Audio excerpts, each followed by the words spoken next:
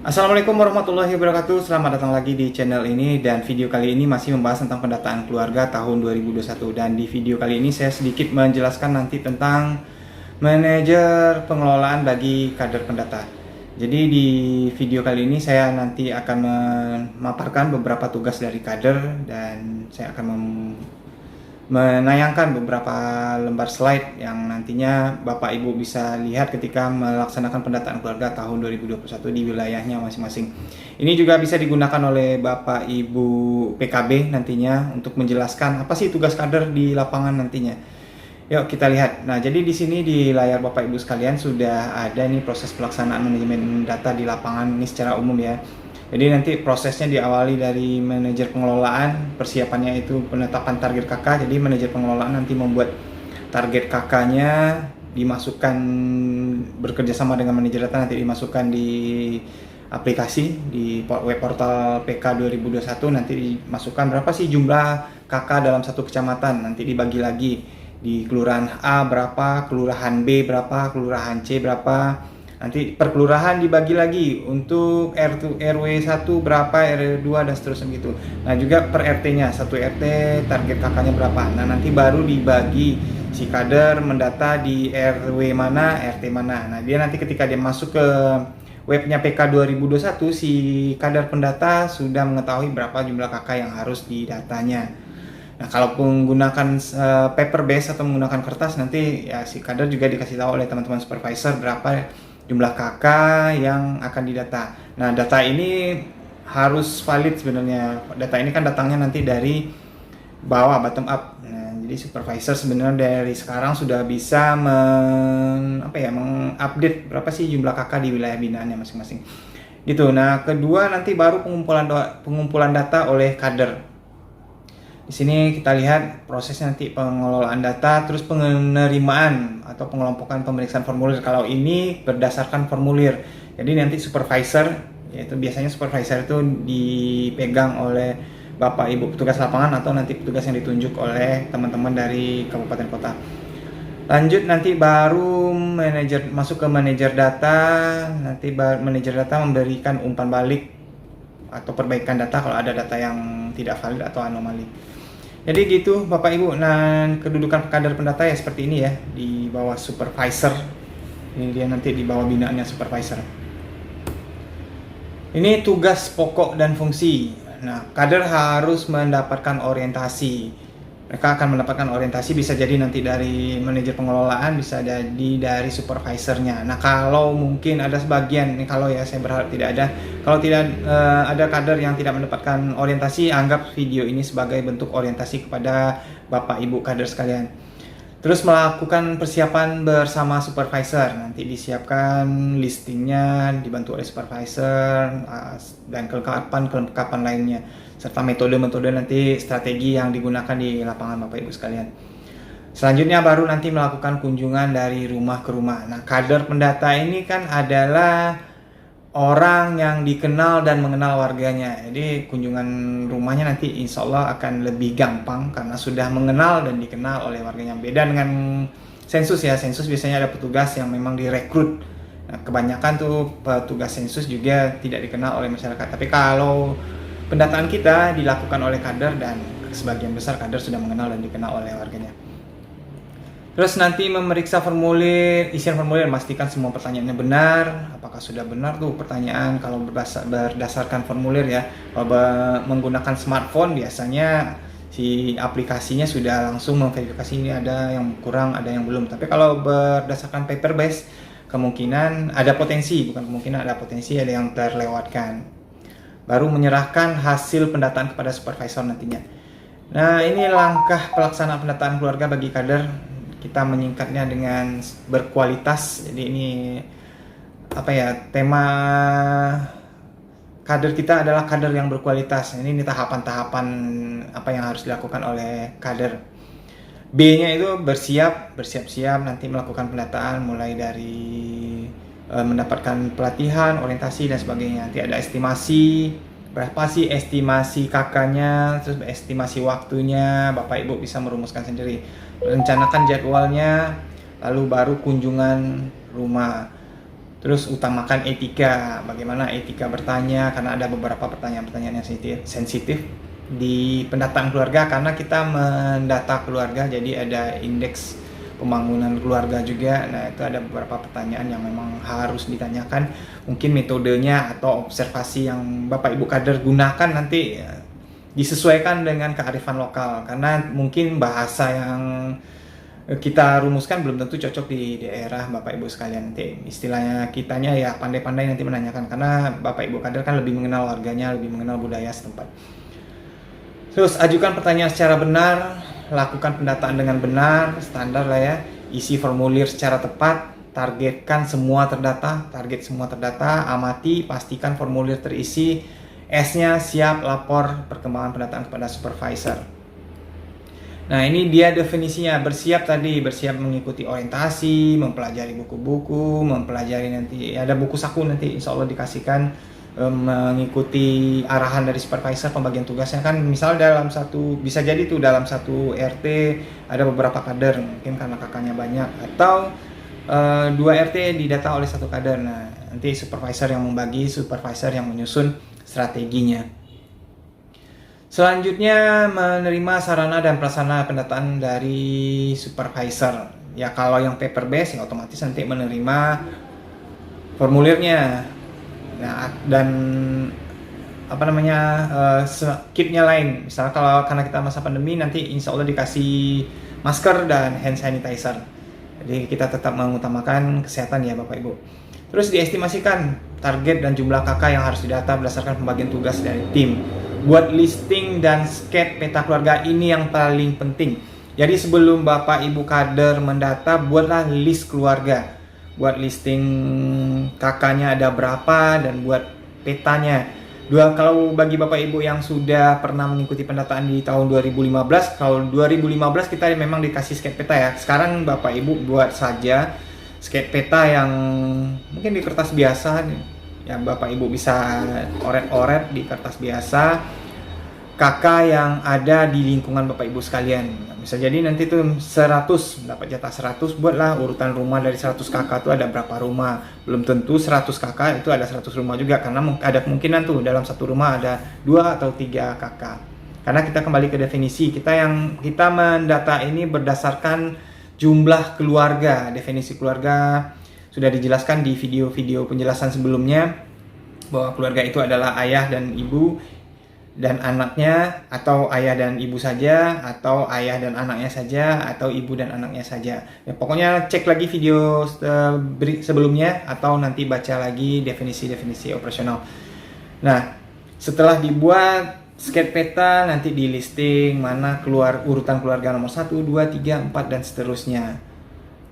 Kalau nanti saya buatkan video lagi contoh membuat listing bagi nah di slide berikutnya nanti akan ada contoh listingnya. Terus nanti jika di lapangan ditemukan kakak lebih besar dari target jumlah kakak yang harus didata, maka prioritaskan data keluarga yang terdiri dari suami istri dan anak, atau ayah dan anak, atau ibu dan anak. Keluarga utama dulu. Kita prioritaskan definisi keluarga utama, belum ke keluarga khusus. Terus keluarga dengan wanita kawin 10 sampai 49 tahun dari list keluarga. Kalau misalnya jumlah target kakak kan sudah ditargetkan tadi, faktanya di lapangan ternyata lebih banyak tuh. Nah, utamakan yang ini, misalnya yang pasangan usia subur, diutamakan itu terlebih dahulu. Nah, ini langkah-langkah membuat list atau sket peta keluarga. Buat daftar keluarga yang akan didata pada satu RT, ini berdasarkan hasil pemutakhiran PK 2015 atau data kependudukan di tingkat RT atau RW. Minta sama Pak RT atau Pak RW-nya. Minta tuh data berapa sih jumlah kakak yang ada di lingkungan kita. Lakukan updating sesuai kondisi yang nyata di RT tersebut. Nah, pastikan semua keluarga yang ada sesuai dengan daftar, sesuai dengan definisi keluarga. Jadi kita tidak merujuk ke dokumen kependudukan yang dikeluarkan oleh Distrik Capil, karena bisa jadi tuh di dokumen kependudukannya ada seorang anak yang sudah menikah tapi masih ikut kakak orang tuanya di dokumen kakak ya. Nah, tapi dia sudah terhitung sebagai keluarga sendiri. Itu salah satu contohnya Bapak Ibu. Ya, ini dia bisa jadi jumlah keluarga lebih banyak daripada jumlah rumah dan bangunan fisik.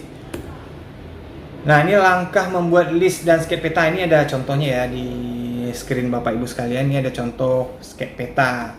Nanti kalau di beberapa daerah mereka merujuk kepada mata angin. Kalau kita mungkin Ibu bisa menjadikan bangunan yang atau benda atau bangunan lah ya yang gampang diakses oleh semua orang di wilayah Bapak Ibu sekalian, itu sebagai pedomannya, misalnya masjid, sekolah, puskesmas atau dan sebagainya.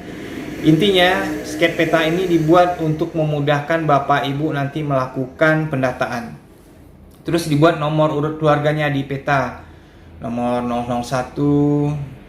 Nah, 001 itu bisa dibuat dari yang paling ujung jalan atau dari rumah yang pertama Bapak Ibu buat, ya terserah, pokoknya nanti dibuat skep peta yang memudahkan Bapak Ibu mendata. Nanti di nomor keluarganya, diurutkan keluarganya berdasarkan peta gambar-gambar itu di rumah. Nih misalnya nih rumah pojok kiri atas, yang kita anggaplah di situ adalah keluarga 001. Kalau di situ ada 2 keluarga, berarti di situ nomor urutnya nanti ada 001 dan 002. Itu Bapak Ibu. Nah, skep peta keluarga ini dibuat dengan menggambarkan keluarga beserta batas alam, jalan maupun fasilitas umum yang terdapat di RT tersebut. Tuliskan nomor rumah dan nomor urut keluarga, gambarkan dalam satu rumah terdapat berapa jumlah keluarga di dalamnya, seperti yang saya jelaskan tadi. Ini contohnya, contoh list keluarga dan skep peta. Jadi Bapak Ibu nanti akan membuat seperti ini. Ini tadi kan, ini peta, kalau tadi kan petanya masih mengikuti alur normalnya ya. Nah, nanti kalau Bapak Ibu dilurus-luruskan ya seperti ini kira-kira skep petanya. Nih di yang ada lingkaran merah sama lingkaran kuning ini rumah ya, yang kotak-kotak ini rumahnya.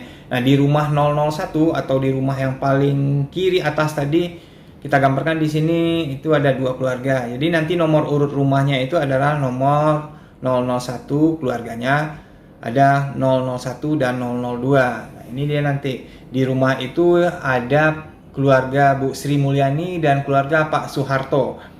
Jadi nanti ada 2 keluarga tuh yang didata. Ada 2 formulir yang akan diisi. Kalau menggunakan smartphone akan ada 2 kali entry di rumah tersebut. Jadi kalau ibu-ibu sudah membuat skep peta seperti ini, insya Allah akan mudah. Nah, walaupun nanti bakalan loncat-loncat tuh. Misalnya pas Bapak Ibu mendata di rumah nomor 2 orangnya lagi tidak di rumah. Tadi nomor 1 udah selesai, mau ke rumah 02 ternyata nggak ada orangnya di rumah, ya loncat ke misalnya ke nomor 04 yang orangnya ada di rumah. Nah, ibu nanti pas mendata formulirnya diisi nomor rumahnya 004, urutan keluarganya ya urutan 004 karena di keluarga 2, 3 tadi cuma ada 1 keluarga ya. Berarti ini nanti begitu juga ketika ibu menggunakan smartphone. Nah, masukkan nanti di nomor urut keluarganya ya 005, maaf 005 di sini 005. Nomor rumahnya 004. Gitu ya Bapak Ibu, jangan sampai salah nanti. Nah, kalau di sini Bapak Ibu sudah selesai, nanti silakan dilingkari. Dilingkari mana yang sudah selesai. Jadi begitu proses listingnya nanti Bapak Ibu sekalian. Oke, kita lanjut rencanakan jadwal. Nah, nanti pendataannya itu mulai 1 April sampai 31 Mei. Ada 2 bulan nanti Bapak Ibu rencanakan jadwal. Buat jadwal bulanan, targetnya berapa kan? Misalnya 150 KK. Buat jadwal kunjungannya, berapa sisa waktu yang dimiliki ini dimanfaatkan untuk memeriksa hasil pendataan. Intinya ibu-ibu bisa memanage, karena ini juga bertepatan nanti dengan bulan Ramadan, bulan puasa. Jadi ibu-ibu mendata di bulan puasa akan banyak aktivitas ibadah yang dilakukan pada bulan puasa. Jadi manajemen waktunya mungkin harus lebih bagus lagi. Yang keempat, melakukan kunjungan rumah. Nah, berdasarkan skep peta tadi ya, ini udah standar. Mulailah wawancara dari nomor urut keluarga terendah. Itu kan normatifnya seperti itu ya, faktanya nanti di lapangan bisa jadi loncat-loncat. Nah, merujuk lagi ke skep peta tadi. Jadi kalau udah selesai skep peta list keluarga, kalau sudah selesai ya tinggal dilingkari. Jadi mana yang belum selesai nanti baru dikunjungi. Utamakan etika. Nah, ini ibu-ibu kader udah paham saya rasa bagaimana beretika, bagaimana memahami lingkungannya. Nanti ibu-ibu lebih kenal lingkungannya, lebih kenal budaya setempat. Terus ajukan pertanyaan, bacakan sesuai yang tertulis di formulir.